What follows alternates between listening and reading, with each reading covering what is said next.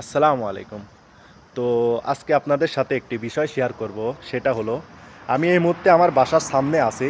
আর ইতালিতে আমরা অনেক দেশের লোকে একসাথে থাকি, তবে বাংলারা যারা আছে তারা অনেক খারাপ। সব বাঙালিরা না, কিছু ভালো আছে কিছু খারাপ, ভালো খারাপ মিলে মানুষ আর কি।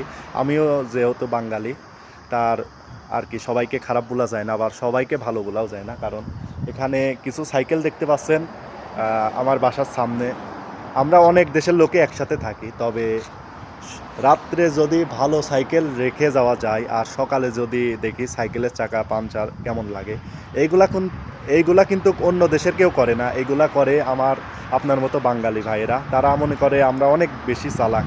তো এই জন্য আপনাদের আল্লাহর কাছে হিসাব দেওয়া লাগবে। হয়তো আপনারা ইতালিতে আছেন বা আনন্দ উল্লাসে আছেন, এই জন্য কোনো কিছু মনে করেন না। তো আপনারা এগুলা থেকে সাবধান থাকবেন। তো খোদা হাফেজ, চাও চাও।